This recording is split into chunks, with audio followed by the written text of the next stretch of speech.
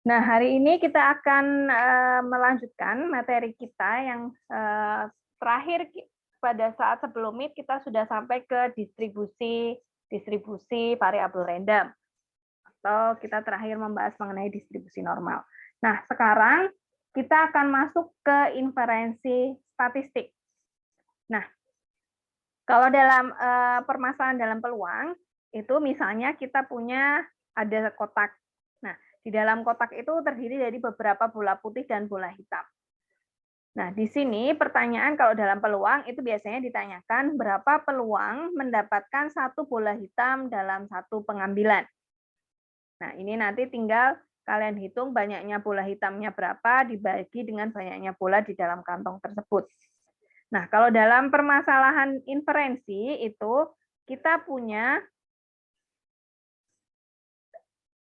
data sampelnya. Jadi sampel itu kita ambil dari secara random dari populasi. Jadi misalnya ini kalau kita ambil secara random, nanti kita misalnya ambil mau ambil 20 atau berapa, nah ini kita namakan sampel randomnya. Nah, kalau di inferensi, kita punya sampel randomnya, kita punya data-data di situ. Jadi kalau kita punya sampel random, kita bisa hitung misalnya min-nya, kemudian mediannya, kuartil, jangkauan, dan sebagainya. Nah, dari sini kita mau melihat bagaimana karakteristik populasi berdasarkan data sampel yang kita punya. Nah, contohnya apa? Misalnya kalian mau melakukan penelitian, misalnya saja ya, mau melihat rata-rata pendapatan rumah tangga di Indonesia. Nah, kalian kan tidak mungkin akan bisa melakukan survei ke setiap rumah di Indonesia, karena itu akan membutuhkan tenaga yang banyak, kemudian biaya yang sangat besar. Nah, dari sini kalian akan melakukan yang namanya sampel random. Jadi kalian hanya ambil beberapa wilayah, misalnya dari Indonesia itu kalian bagi Sumatera, Jawa berdasarkan pulau-pulau terbesar. Nah, dari pulau-pulau terbesar tersebut kalian ambil beberapa sampelnya, sampel rumah tangga di pulau-pulau tersebut. Nah, dari situ kalian lakukan survei, kemudian kalian tanyakan pendapatan bulanannya berapa, kemudian kalian rata-rata. Nah, nanti setelah data yang dari sampel itu kita punya, kita mau mengatakan sesuatu tentang rata-rata pendapatan rumah tangga di Indonesia itu berapa. Nah, ini yang namanya statistika inferensi. Jadi pengambilan keputusan tentang karakteristik populasi berdasarkan data sampel yang kita punya.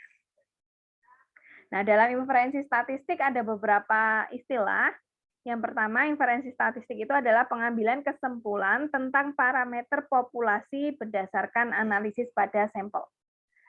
Nah, di inferensi statistik ini yang dipelajari itu adalah estimasi titik, estimasi interval, dan uji hipotesis. Nah, untuk estimasi parameter itu kita akan menduga, estimasi itu dugaan, menduga nilai parameter populasi berdasarkan data atau statistik.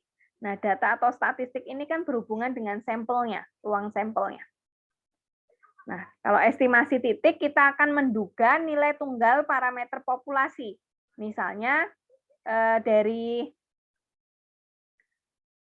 rata-rata sampel, X bar, itu kita mau menduga nilai mu-nya, atau rata-rata dari populasi.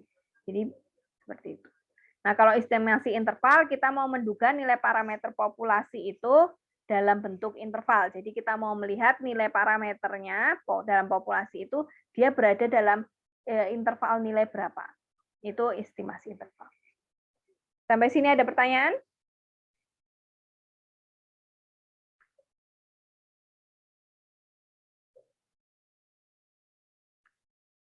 Oke, kalau belum saya lanjutkan. Nah, di sini kita akan melihat estimator titik untuk min mu itu bisa menggunakan rata-rata. Jadi kalau kalian punya sampel, nanti rata-ratanya berapa, itu bisa kita jadikan sebagai dugaan untuk nilai rata-rata populasinya. Atau kita bisa juga menggunakan mediannya atau menggunakan rata-rata dua harga ekstrimnya. Nah, ini contohnya. Nah, untuk estimasi interval, itu biasanya kita harus tahu dulu data kita akan berdistribusi apa. Namun, pada umumnya kita asumsikan bahwa data yang kita punya itu berdistribusi normal. Nah, misalnya saya punya X itu variabel random berdistribusi normal dengan min-nya itu mu dan variansinya itu 1. Nah, pada saat kita membahas distribusi normal, misalnya ini mu, sebenarnya variansi kan sigma kuadrat, apa namanya, notasinya. Itu kan kita bisa ubah dari variabel random X yang berdistribusi normal mu dengan variansi sigma kuadrat ke variabel random Z yang berdistribusi normal standar, yaitu minnya 0, variansinya 1. Nah, hubungannya apa di sini? Z dengan X. Masih ingat?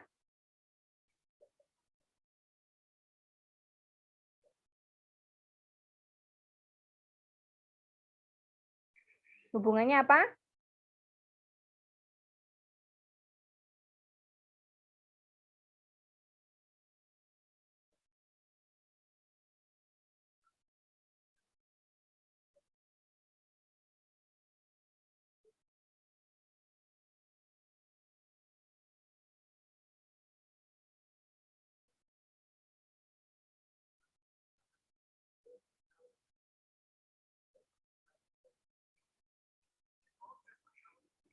Halo? Yang itu Bu, yang rumus X dikurang mu buat standar deviasi. Ya, kan hubungannya kita punya X min mu dibagi dengan standar deviasi atau sigmanya, hubungannya di sini. Nah, ini sama. Jadi kalau kita punya variabel random X dengan minnya mu variansi 1, maka kita akan tahu X min mu ini karena sigmanya 1 itu berdistribusi normal standar. Ya kan? Jadi kita ubah yang X ke Z-nya di sini. Nah, intervalnya tetap sama. Misalnya kita mau mencari batas nilai yang intervalnya itu 68%. Bukan. Luas area di interval tersebut itu 68%. Nah, di sini kenapa kalau 68% itu kita ambil tengah? Karena kita tahu grafik normal itu kan simetri di mu. Jadi memang kita akan ambil intervalnya itu 2 sama panjang di sini. Jadi ini luas areanya 68%. Nah, kita disuruh mencari nilai A di sini dan B di sini itu berapa. Sehingga luas areanya itu 68%. Atau kita akan cari nilai yang ini, PA kurang dari Z, berarti di sini, karena kita sudah ubah X ke Z, Z kurang dari B, itu sama dengan 0,68. Nah, kita lihat saja di sini, nilai A dan B-nya berapa.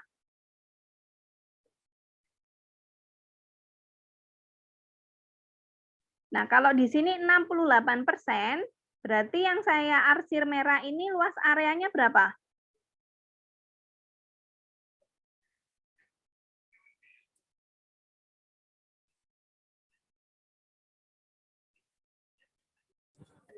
Hmm. 16, karena sisanya kan 1 dikurangi 0,8, itu kan ada 32.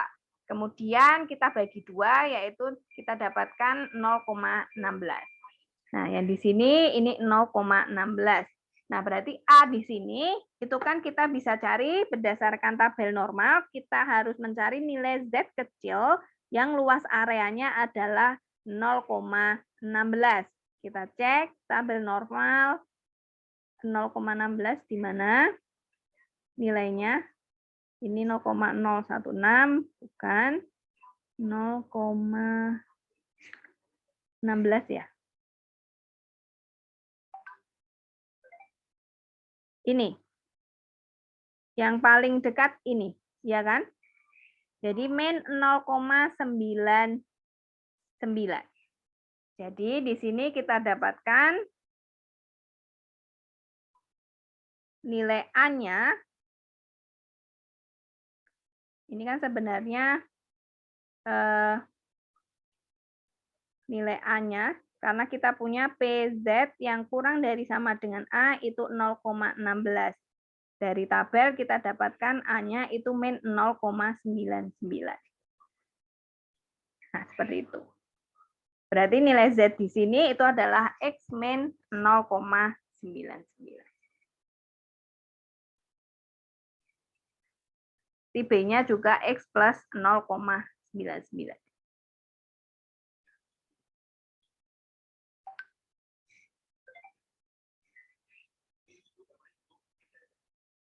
Oke, ada pertanyaan sampai sini? Nanti kita lihat contohnya di belakang. Nah, ini sama, kalau 95% berarti kita akan masih sama mencari nilai A dan B di sini. Nah, kalau ini 95% berarti kita punya yang saya arsir merah ini luasnya berapa? 0,5, Bu. 0,5 dibagi 2 kan? 0,025. Nah, ini juga sama, karena kita punya, dia harus dibagi 2 sama. Kan kita tahu dia simetri. Jadi ini 0,025, di sini juga 0,025. Nah, ini yang 99%. Nanti kalian cek sendiri. Nah, selain estimasi interval, di inferensi statistik itu ada yang namanya uji hipotesis. Uji hipotesis itu apa? Yaitu suatu proses untuk menentukan apakah dugaan tentang nilai parameter atau karakteristik populasinya itu didukung kuat oleh data sampel atau tidak. Nah, di sini ada hipotesis penelitiannya, yaitu hipotesis tentang pernyataan dari hasil penelitian yang akan dilakukan. Kalau hipotesis statistiknya adalah suatu pernyataan tentang parameter populasi. Nah, di inferensi statistik itu nanti yang hipotesis penelitian itu ada hipotesis 0 atau H0, itu adalah hipotesis yang akan diuji oleh suatu prosedur statistik. Biasanya dia berupa suatu pernyataan tidak adanya perbedaan atau tidak adanya hubungan. Nah, H0 itu bisa diartikan bahwa pernyataan tentang parameter tidak didukung secara kuat oleh data. Kalau H1 itu adalah lawan dari H0, biasanya berupa pernyataan tentang adanya perbedaan atau adanya hubungan. H1 itu digunakan untuk menunjukkan bahwa pernyataan mendapat dukungan kuat dari data. Nah, logika uji hipotesis itu adalah kita tidak bisa membuktikan bahwa suatu hipotesis itu benar, tapi kita bisa buktikan bahwa suatu hipotesis itu salah. Nah, ini tipe kesalahan dalam uji hipotesis. Jadi, kalau H0-nya tidak ditolak, tapi kenyataannya H0 benar, berarti kesimpulan kita benar. Namun kalau H0-nya tidak ditolak, padahal kenyataannya H0-nya salah, berarti kita punya kesalahan tipe kedua.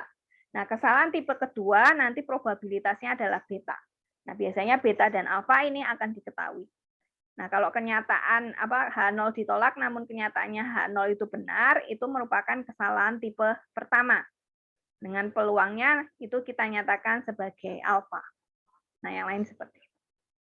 Nah, contohnya di sini misalnya untuk hipotesis statistik dan statistik penguji, kita mau menguji pernyataan bahwa suatu obat baru lebih baik dari obat yang selama ini digunakan. Nah, bagaimana kita bisa mengatakan obat baru lebih baik daripada obat lama? Itu kita lihat dari proporsi orang yang sembuh jika minum obat tersebut. Obat tersebut dikatakan baik jika proporsi yang sembuh itu lebih dari 60%. Nah, itu. Nah, sekarang kita mau menguji pernyataan ini. Nah, yang pertama itu kalian harus nyatakan dulu H0 dan H1-nya. Tadi kan kalau H1 itu kan yang akan kita uji. Kita mau pernyataannya kan lebih baik. Obat baru lebih baik. Jadi kita mau menguji apakah yang H1 itu P lebih besar 0,6. Karena kalau lebih baik itu proporsi yang sembuh lebih dari 0,6. Nah, nanti H0-nya lawan dari H1 yaitu P kurang dari 0,6. Jadi arti dari H0 ini adalah obat baru tidak lebih baik. H1-nya P lebih besar 0,6 itu obat baru lebih baik. Oke, sampai sini ada pertanyaan?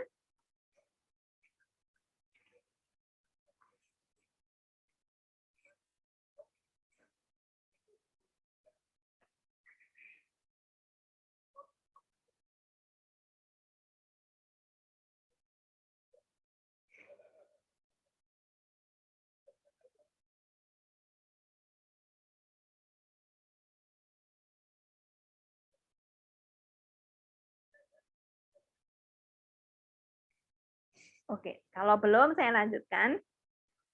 Nah, misalnya untuk menguji pernyataan ini kita melakukan suatu eksperimen. Kita mau mengamati 20 pasien, ada 20 pasien kita beri obat baru. Nah, X itu variabelnya kan random. Kita tidak tahu akan ada berapa orang yang sembuh. Jadi ini termasuk variabel random. Nah, X itu menyatakan banyaknya pasien yang sembuh. Berarti di sini X itu kan masuk dalam distribusi binomial dengan N-nya itu 20 dengan P-nya 0,6. Karena kita mau melihat apakah probabilitas dia sembuh itu harus lebih dari 0,6. Nah, kalau X-nya besar atau banyak yang sembuh, itu kan artinya obat baru lebih baik, ya kan? Atau kita tolak H0.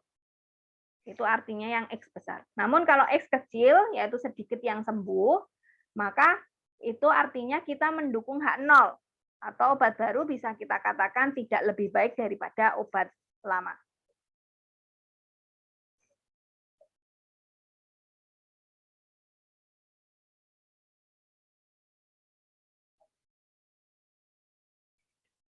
Nah, kemudian untuk melakukan uji hipotesis itu kita juga harus mendefinisikan daerah penolakan atau daerah kritik, yaitu daerah di mana harga-harga 0 itu akan ditolak. Nah, statistik uji itu adalah statistik atau variabel random yang digunakan untuk menentukan apakah H0 itu ditolak atau tidak ditolak. Nah, nanti kalau statistik ujinya masuk daerah penolakan, maka H0-nya ditolak. Sebaliknya, jika tidak, maka H0 tidak ditolak. Nah, contohnya seperti apa? Kan tadi kita punya pengamatannya terhadap 20 pasien. Nah, kita mau lihat P-nya itu apakah 0,6 lebih dari 0,6 atau tidak. Itu artinya minimum orang yang sembuh itu kan harus lebih dari 12, ya kan, untuk mengatakan obat baru lebih baik.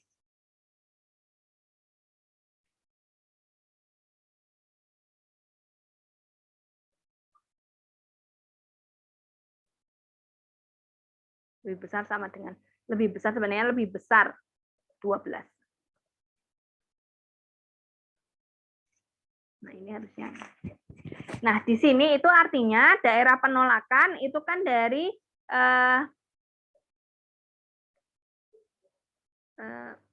sebentar, ini berarti di sini lebih dari 12 kan? Berarti dia kan karena diskrit kita mulai dari 13. Jadi daerah penolakan itu dari 13 sampai 20.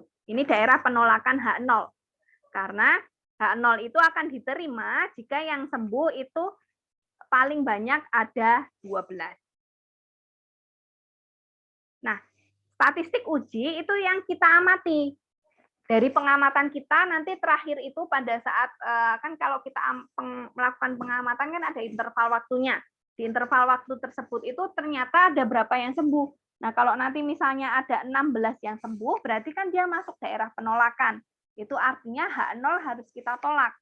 Nah, kesimpulan kita obat baru lebih baik. Namun kalau nanti hasil dari pengamatan itu yang sembuh hanya ada 8, berarti kan dia masuk daerah penerimaan H0. Artinya apa? Kita bisa ambil kesimpulan bahwa obat baru itu tidak lebih baik. Oke, sampai sini ada pertanyaan? Dipahami dulu. Nanti kalau belum jelas, silakan ditanyakan.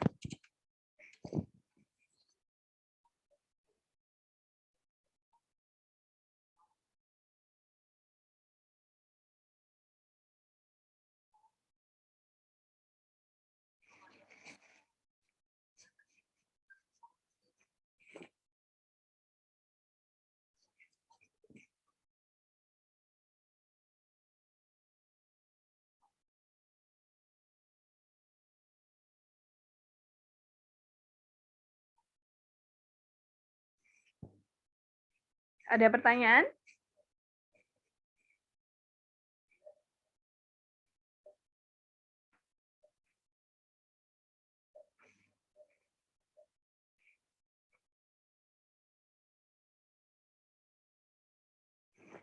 Oke, kalau belum saya lanjutkan. Nah, sekarang kalau ini misalnya probabilitasnya kita naikkan.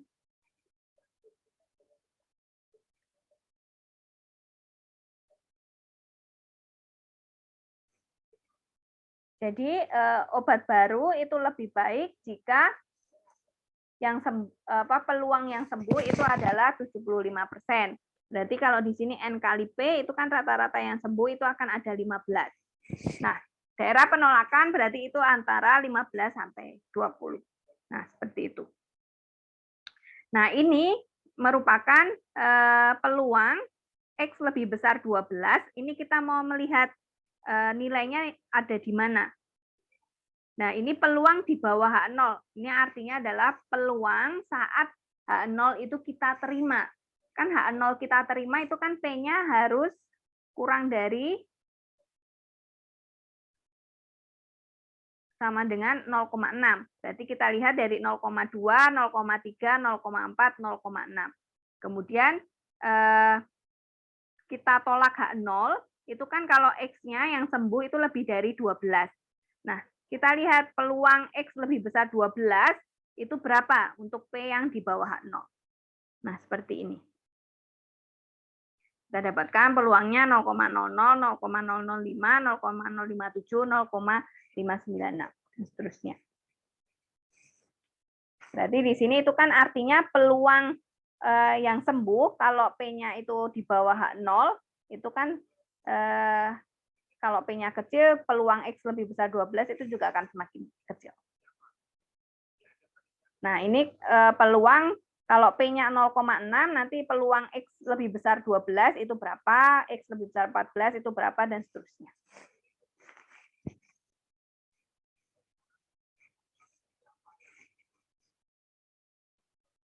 Nah, jadi kesimpulannya kalau tahap uji hipotesis secara umum itu yang pertama kita tentukan model probabilitas yang cocok dari data. Jadi dia akan masuk distribusi datanya itu distribusi apa? Normal atau sebarang. Kita harus tahu dulu. Kemudian kita tentukan hipotesis H0 dan H1-nya. Kemudian tentukan statistik ujinya, yaitu fungsi dari data yang tidak memuat parameter yang tidak diketahui. Nah, kemudian tingkat signifikansi atau alfa itu biasanya diketahui di soalnya. Nah, yang kelima tentukan daerah kritiknya berdasarkan tingkat signifikansi atau daerah penolakan H0-nya. Nanti yang keenam hitung statistik ujinya. Nah, yang terakhir, nomor 7 ini masih kita simpan untuk p-value, kita tidak berikan. Jadi kita ambil kesimpulannya berdasarkan statistik ujinya, apakah dia masuk daerah penolakan atau tidak.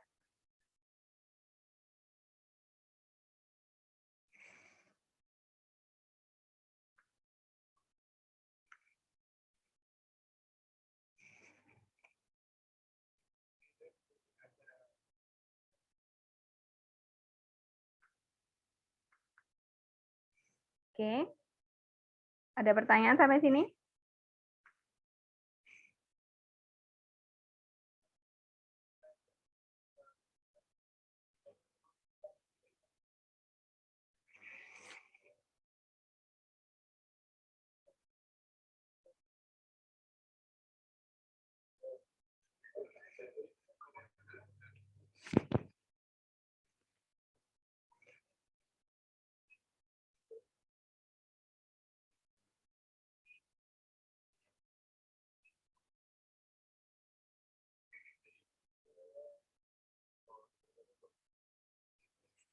Nah, kalau tidak ada, kita lanjutkan.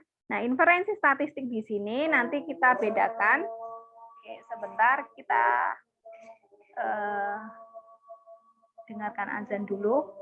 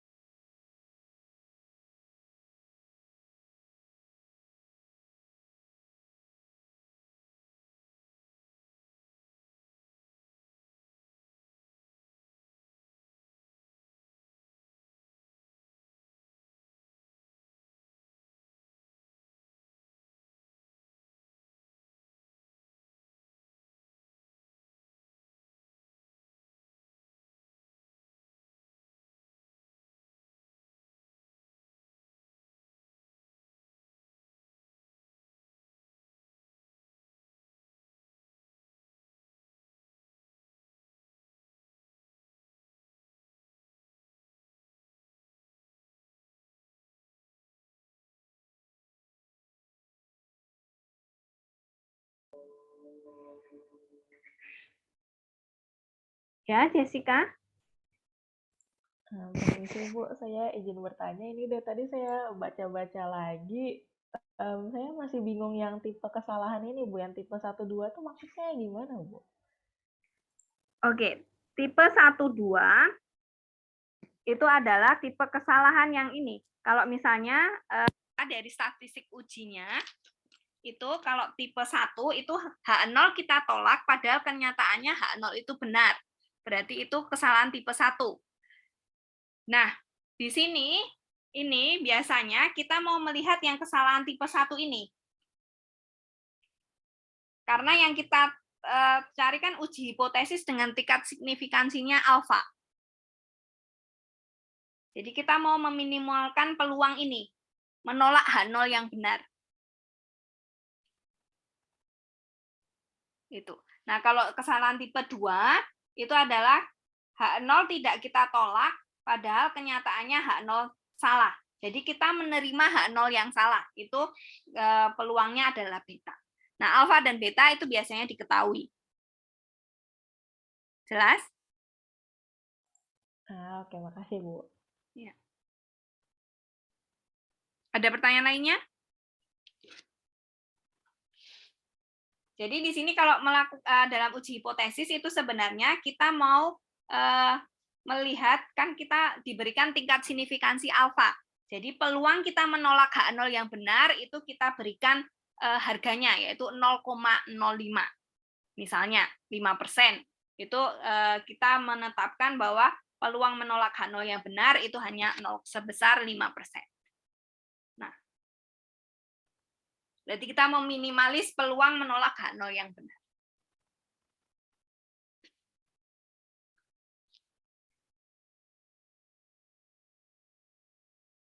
Nanti kita lihat saja contohnya. Ya, Jessica? Izin bertanya Bu, lanjutan dari tadi. Ini mungkin untuk aplikasi kalau misalnya dilakukan penelitian kan Bu? Yang peluang alfa sama beta ini memang kita tentuin sendiri atau ada caranya sendiri gitu Bu? Kan biasanya peneliti yang menentukan mau alfa seberapa, mau tingkat apa sih, seperti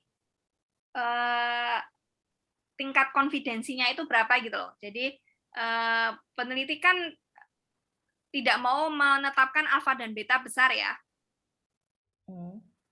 Jadi biasanya kita mau menetapkan alfa itu bisa 5% ataupun 1% atau berapa, itu terserah yang meneliti di sini. Oke, makasih Bu. Ya. Ada pertanyaan lainnya?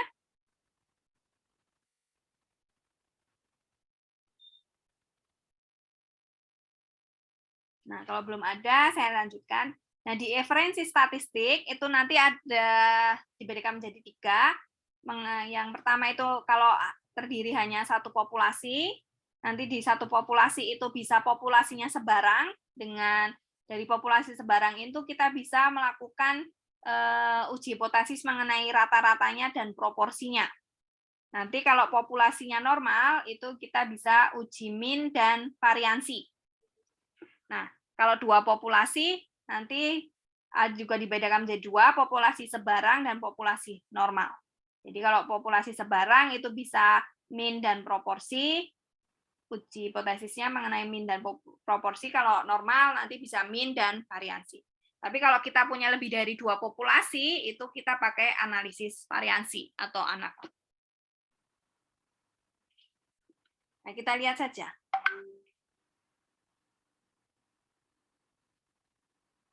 Nah, yang pertama kita mau bahas estimasi interval untuk min dalam satu populasi. Nah, yang sangat berguna dalam statistika inferensi itu adalah teorema limit pusat. Jadi di sini teoremanya berbunyi kalau kita punya sampel-sampel random yang kita ambil dari suatu populasi dan sampel-sampel tersebut itu berdistribusi sebarang. Nah, dari data-data sampel-sampel random itu dia punya min, mu, dan variansinya sigma kuadrat. Nah, maka kalau untuk jumlah sampelnya besar, distribusi sampling atau distribusi sampelnya untuk min itu bisa kita anggap mendekati normal. yaitu dengan mu X-nya atau rata-ratanya, rata-rata di normalnya itu sama dengan mu, variansinya adalah sigma kuadrat per N. Sehingga kita bisa buat variabel baru Z sama dengan X bar min mu per sigma per akar N, itu dia akan berdistribusi normal standar. Jadi, di sini artinya apa? Kita bisa membawa data-data yang berdistribusi sebarang, dia tidak berdistribusi normal, ke distribusi normal untuk N yang banyak, untuk N yang besar, atau jumlah sampel yang besar.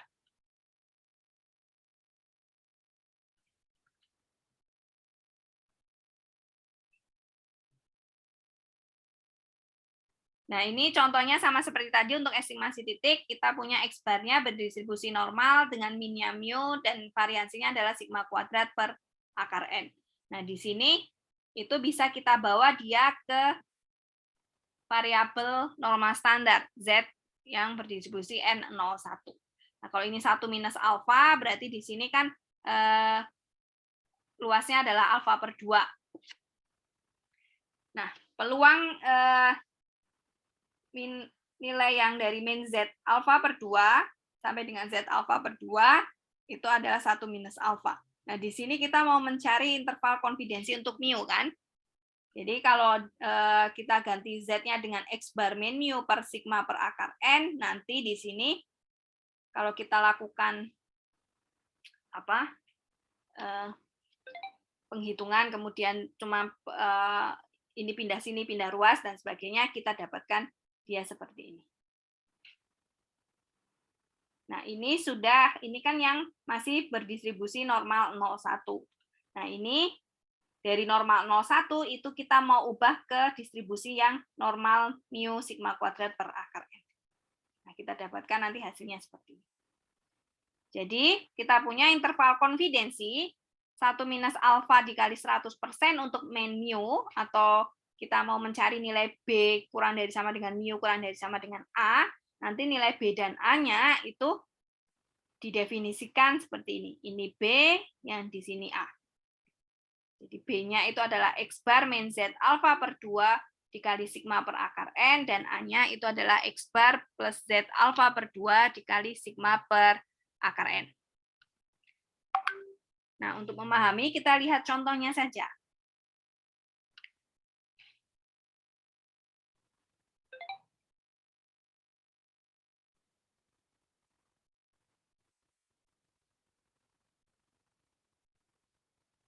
Jadi kita punya sampel random dari 150 keluarga di suatu kota. Nah, dari sampel random tersebut diketahui penghasilan bulanan rata-ratanya adalah 325.000 dengan deviasi standarnya itu 25.000. Nah, kita disuruh menghitung interval konfidensi 95% untuk rata-rata penghasilan bulanan seluruh keluarga di kota tersebut. Nah, berarti kan kita melakukan inferensi statistik. Berdasarkan dari data sampel yang kita punya, itu kita mau mengatakan interval rata-rata penghasilan bulanan seluruh keluarga di kota tersebut. Berarti kan kita mau mengatakan karakteristik min dari populasinya. Nah, kita cek dulu saja. Yang diketahui apa di sini? N-nya itu 150, ukuran sampelnya. Kemudian rata-ratanya itu adalah 325.000. Kemudian standar deviasinya itu adalah 25.000. Oke, kita tetapkan saja ya notasi simbol untuk membedakan rata-rata dan deviasi standar untuk sampel dan populasi. Jadi kalau populasi itu biasanya kita gunakan rata-ratanya itu mu, deviasi standarnya sigma. Nah, kalau untuk sampel, itu biasa kita gunakan rata-ratanya itu X bar, deviasi standarnya itu S. Nah, kita disuruh mencari 95% interval konfidensi untuk rata-rata populasi. Berarti kita mencari untuk mu. Jadi kita mau mencari nilai B dan A di sini, sehingga mu itu terletak antara B dan A. Nah, Kita pakai saja rumus yang di sini. B-nya itu adalah X bar min Z alfa per 2 dikalikan sigma per S per akar N. Jadi sigma di sini bisa diganti dengan S.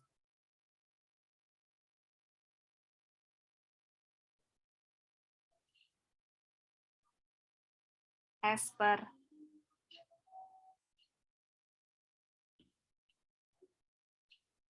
akar N. Nah, kita masukkan saja yang diketahui. X bar itu 325.000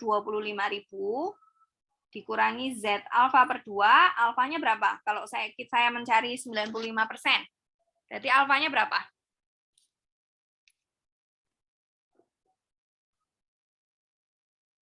Alfanya berapa?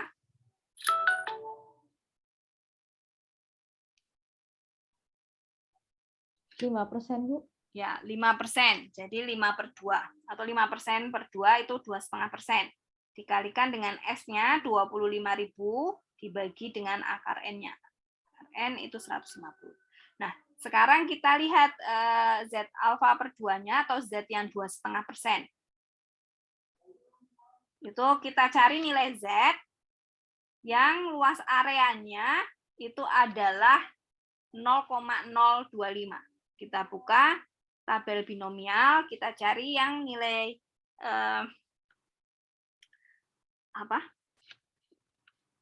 luas areanya adalah 0,025. Sebelah mana? Ini. Min 1,96.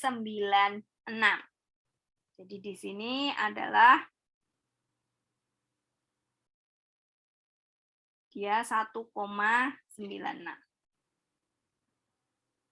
Dikalikan 25.000 dibagi akar 150. Nah, ini berapa? Kalian cek. Nanti A-nya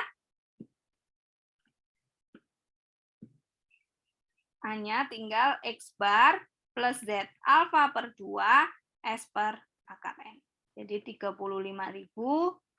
ditambah 1,96 dikalikan 25.000 per akar 150. Nah, jangan bingung ya, di sini kenapa ini minus Z alfa per Z 2,5% kok tetap 1,96, padahal kita punya Z alfa per 2-nya atau Z 2,5%-nya, Z 2,5% itu kan tadi kita ketemu min 1,96, ya kan? Nah, ini itu dari sini. Sebenarnya ini kan tetap Z alfa per 2 kan? Tapi karena di sini 0, mu-nya kan 0 kalau di normal standar. Berarti ini kan min Z alfa per 2. Nilai Z alfa per 2 di sini negatif. Jadi di sini ini nilainya aslinya. Jadi tetap 1,96. Min 1,96. Terus yang di sini adalah 1,96. Jelas? Makanya kenapa di sini tidak kita kalikan dengan negatif.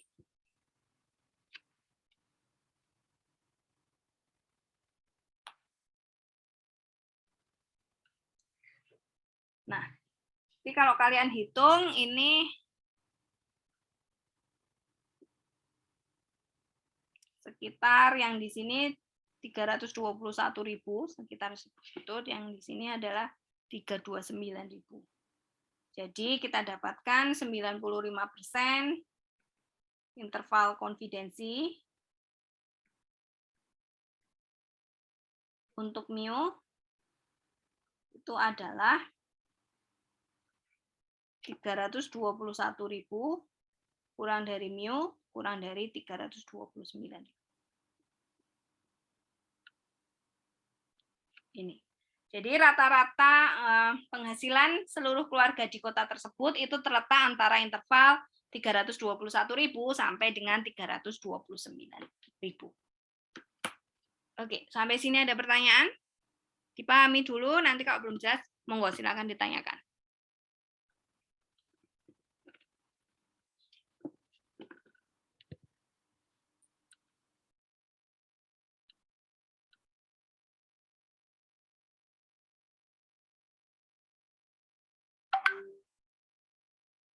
Ibu, maaf saya izin bertanya. Tadi pas Ibu jelasin yang sebenarnya kan itu kan min 1,96, tapi kenapa pas dimasukin itu jadi 1,96? Kenapa ya Bu? Tadi putus-putus di saya. Terima kasih. Oke, jadi gini. Kan sebenarnya yang di sini itu kan nilai Z alfa per 2 kan? Z alfa per 2, ya kan? Iya. Yang di sini juga Z alfa per 2. Nah, tapi kalau di normal standar, itu kan mu kita 0.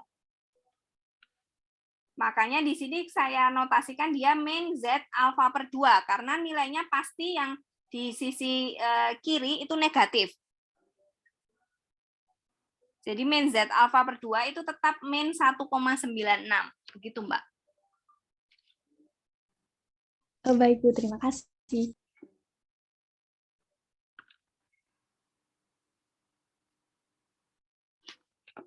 Oke, dipahami dulu. Nanti kalau yang belum jelas, silahkan ditanyakan.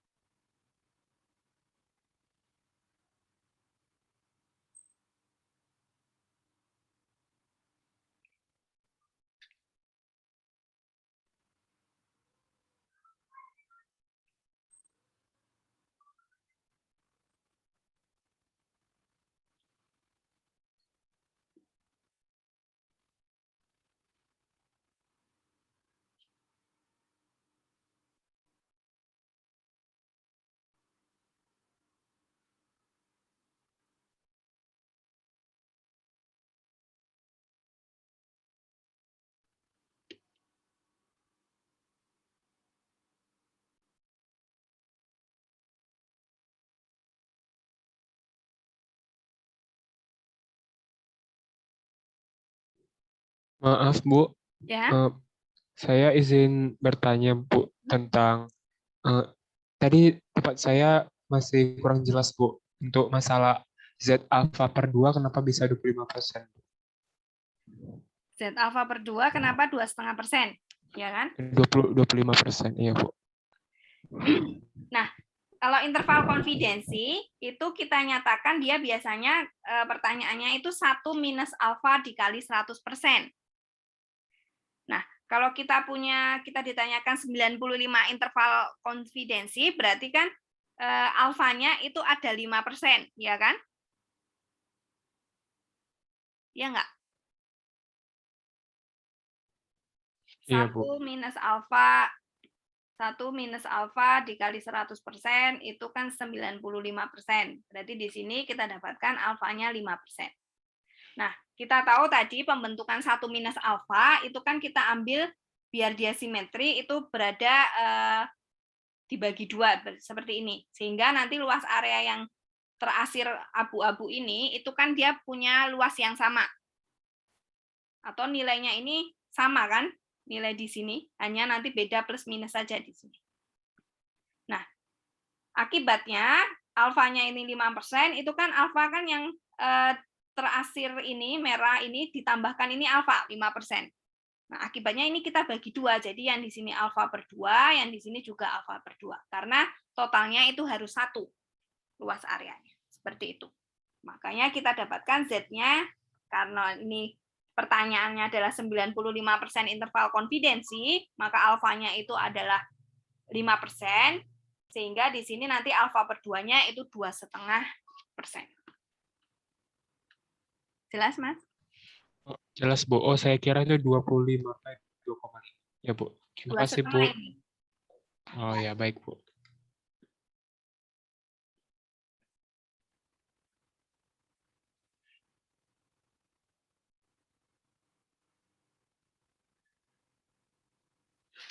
Ada pertanyaan lainnya?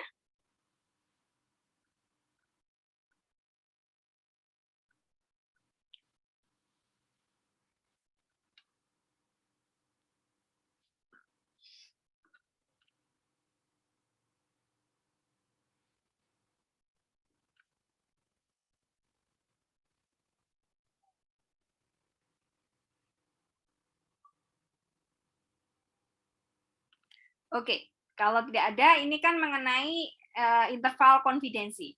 Nah, sekarang kita mau lihat uji hipotesis mean dari populasi. Jadi kalau uji hipotesis, pernyataan hipotesisnya itu dibagi menjadi 3. Jadi yang pertama nanti bisa saja kasus di mana mu sama dengan mu 0 versus yang H1-nya mu tidak sama dengan mu 0. Di sini mu 0-nya diketahui.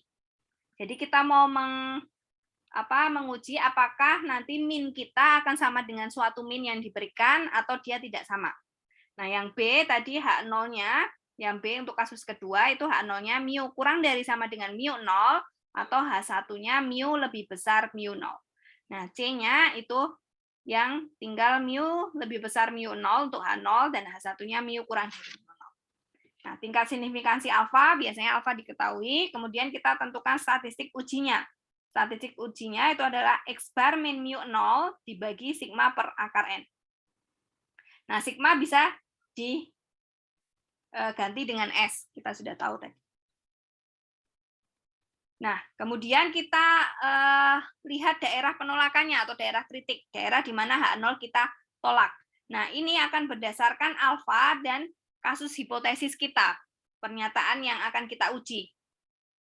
Nah, yang kasus pertama itu H0 ditolak jika nilai Z ini yang di statistik uji itu lebih besar dari Z alfa per 2 atau nilai Z kurang dari min Z alfa per 2. Nah, kalau kasus yang kedua itu kita lihat Z lebih besar dari Z alfa karena kita lihat di satu sisi. Nah, kalau yang ini kan kita lihat di dua sisi. Nah, yang C itu H0 ditolak jika Z kurang dari min Z alfa.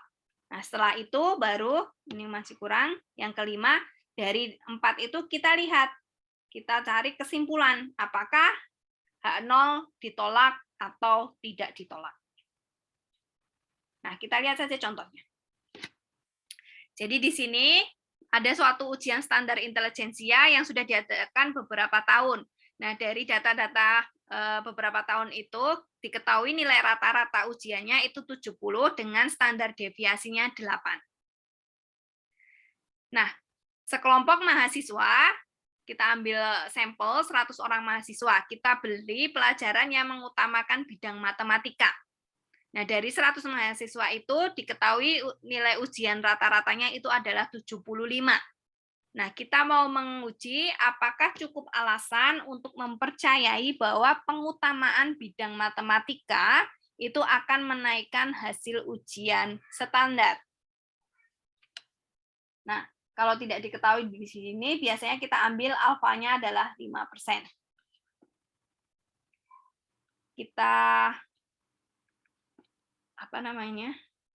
list yang diketahui saja dulu. 70 ini apa?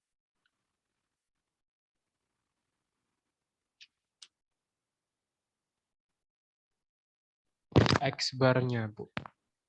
X bar atau mu 0? Mu 0-nya, Bu. Mu 0. Ya, mu 0-nya itu 70. Jadi ini kan sudah data-data yang sudah kita kumpulkan beberapa tahun. Berarti kan kita punya populasi kan di situ. Nah, ini mu 0-nya 70. Standar deviasinya atau sigmanya itu 8. Nah, 75 di sini baru N-nya itu 100 dari sampel, rata-ratanya adalah 75. Nah, kita mau menguji bahwa apakah pengutamaan bidang matematika akan menaikkan hasil ujian standar.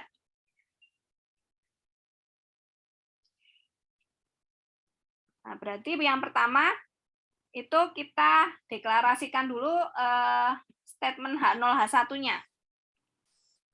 Hipotesis penelitiannya.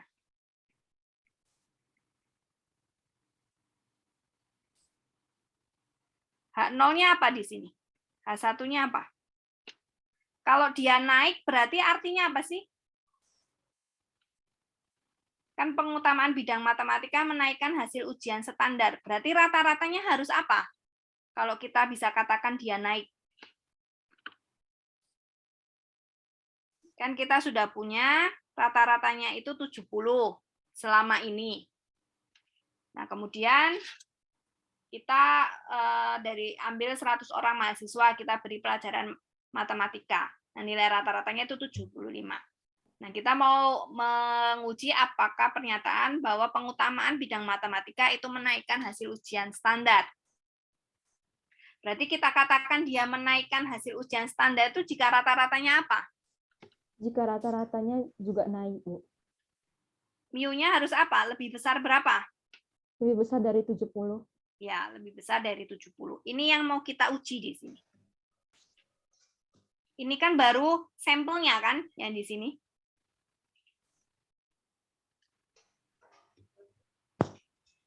Nah, yang kedua, tadi diketahui alfanya adalah 5%. Kita berikan saja.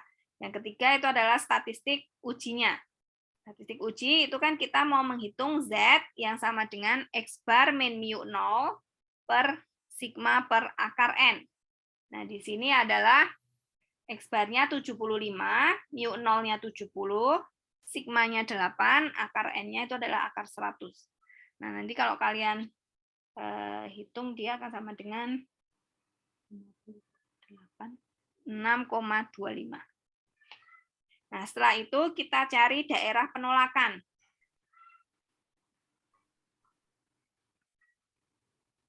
Nah, ini H0 ditolak jika syaratnya apa? Berarti ini kan mu kurang dari sama dengan 70. Ini kasus yang kedua kan? Untuk mu yang H0 mu kurang dari sama dengan mu 0. Yang kedua ini. Nah, berarti di sini daerah penolakannya yang di sini H0 ditolak jika Z lebih besar Z alfa.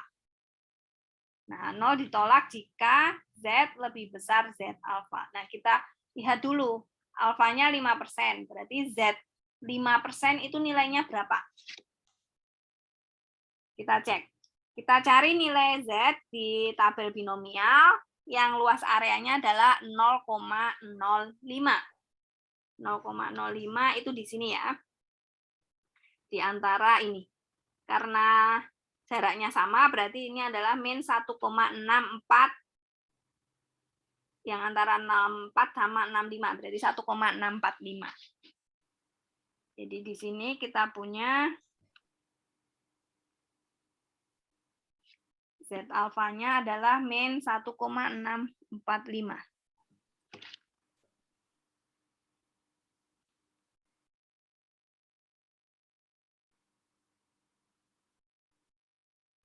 Kesimpulannya apa di sini? Apakah nilai Z yang kita punya itu lebih besar dari Z alfa? Tidak, Bu. Tidak. Iya. 6,25 lebih besar, Bu. Lebih besar. Berarti artinya apa? H0-nya ditolak, Bu. Ya, H0 ditolak. Jadi apa? Artinya apa di sini H0 ditolak?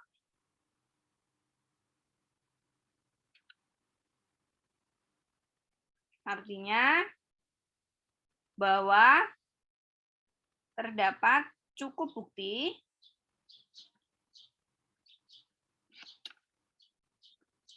pengutamaan bidang matematika itu akan menaikkan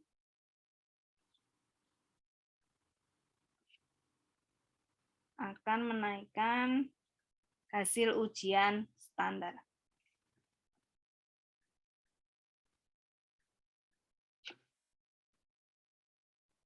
Nah, ini.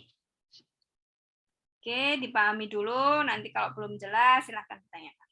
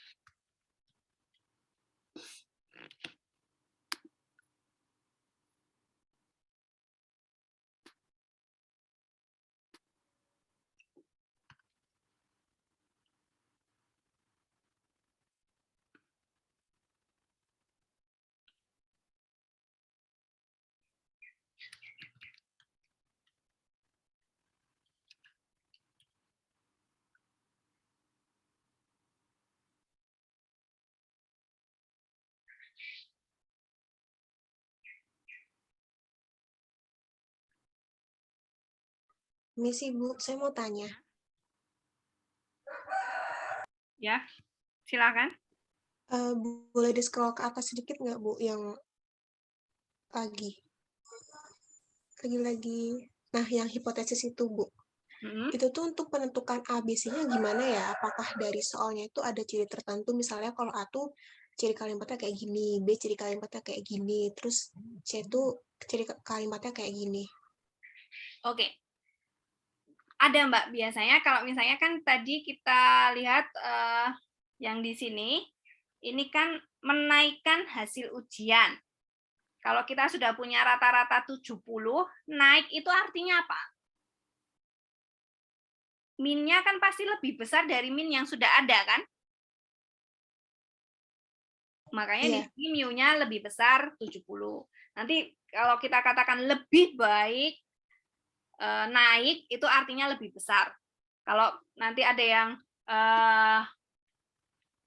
mengatakan lebih buruk, berarti ya nilainya akan kurang seperti itu. Nah, nanti juga ada klaim misalnya 40% dari apa bla bla bla adalah ini. Berarti kan bukan 40%. Rata-ratanya adalah 70.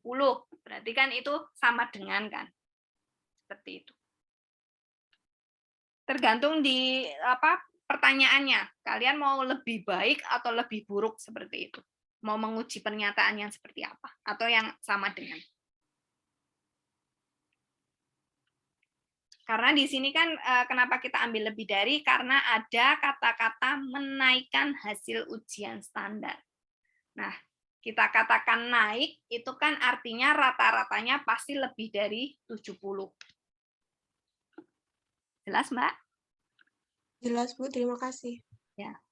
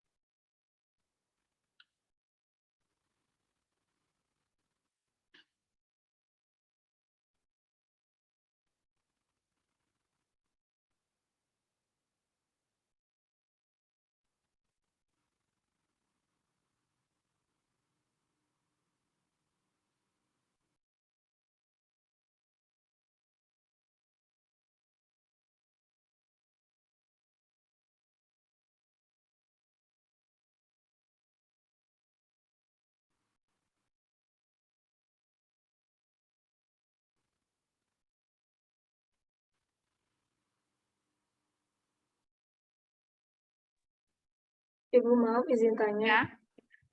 Untuk yang keempat itu kan daerah penolakan. Nah, yang daerah penolakan tadi kan ada 3 tuh, Bu. Itu milih salah satunya gimana ya, Bu? Daerah penolakan itu berdasarkan nanti ini. Pernyataan hipotesis kamu. Dia masuk kelas mana? Jadi misalnya kalau nanti hipotesis kamu masuk yang kelas A, berarti daerah penolakan itu yang ini. Nah, kalau kelas B yang ini, kalau kelas C yang ini, seperti itu. Nah, nanti Z alfa per 2, alfanya kan sudah diketahui. Kalau alfanya 5% misalnya, nanti Z alfa per 2, berarti kan kita cari nilai Z yang luas areanya tadi 0,025, yaitu yang min 1,96. Seperti itu, Mbak. Baik, Bu. Terima kasih, Bu. Ya. Ada pertanyaan lainnya?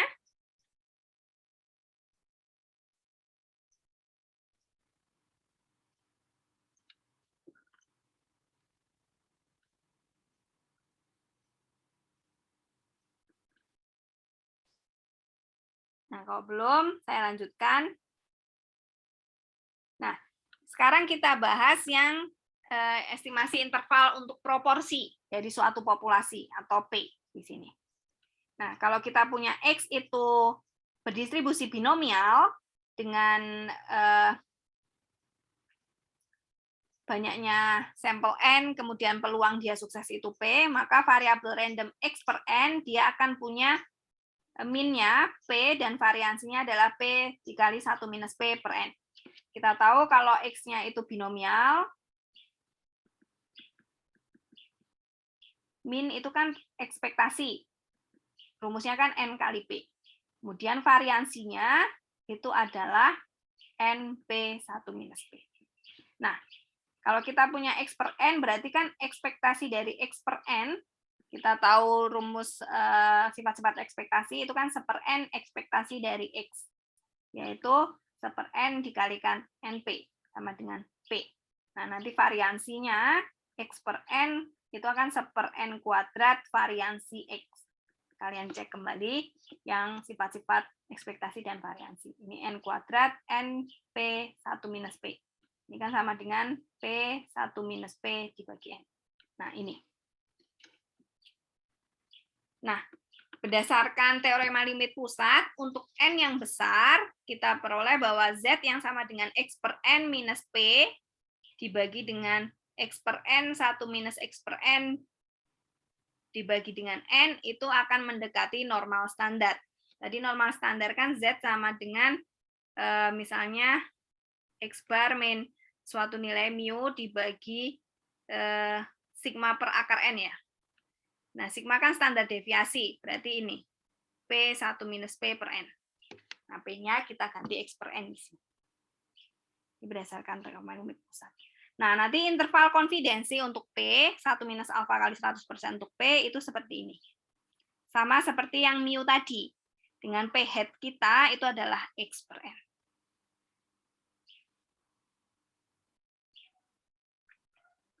Nah, kita lihat saja contohnya. Ini kita punya sampel random dari 900 petani. Nah, dari 900 petani tersebut, 610 diantaranya itu merupakan buruh tani. Nah, sekarang kita disuruh menghitung 90% interval konfidensi untuk proporsi buruh tani di daerah tersebut.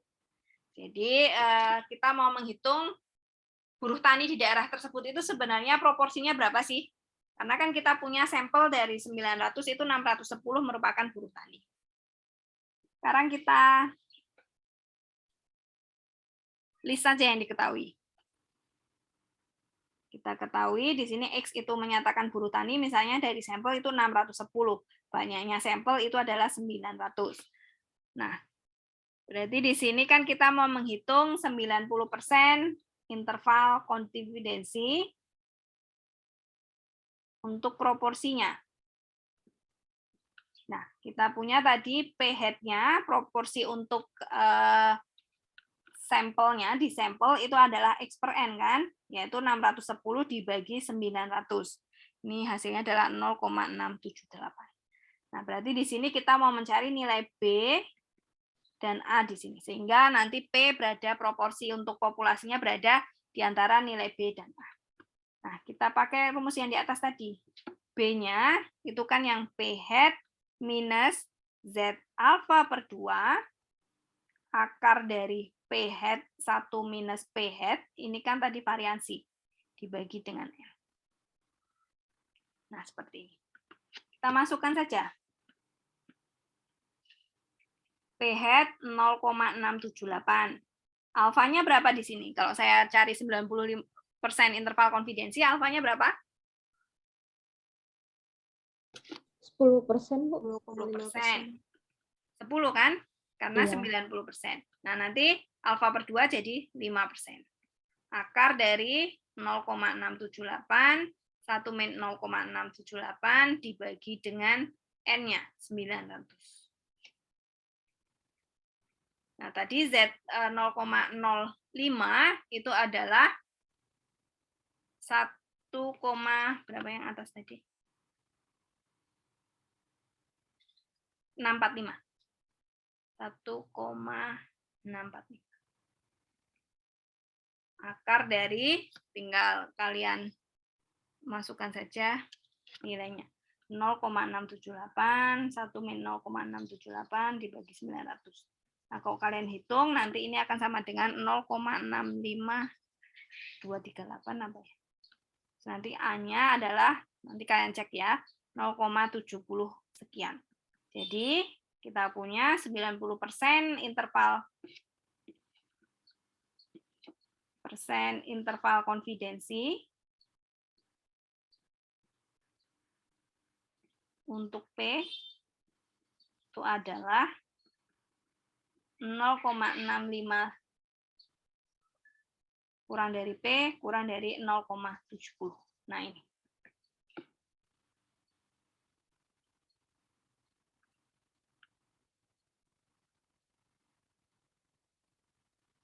Pahami dulu, nanti kalau yang belum jelas silahkan ditanyakan.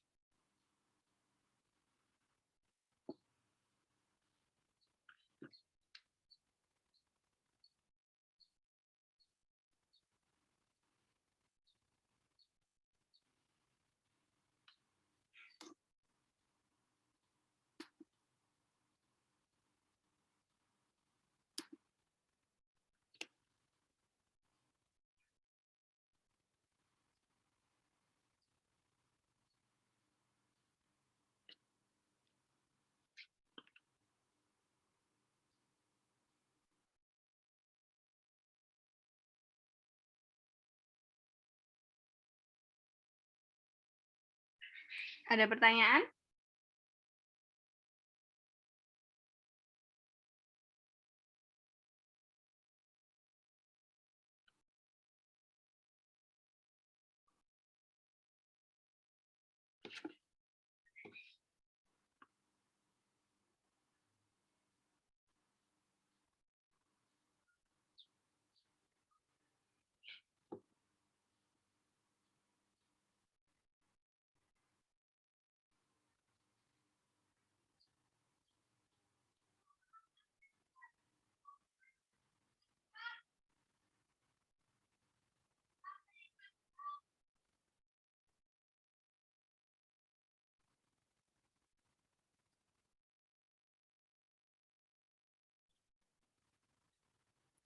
Oke, kalau belum ada pertanyaan, saya akhiri kuliah untuk hari ini.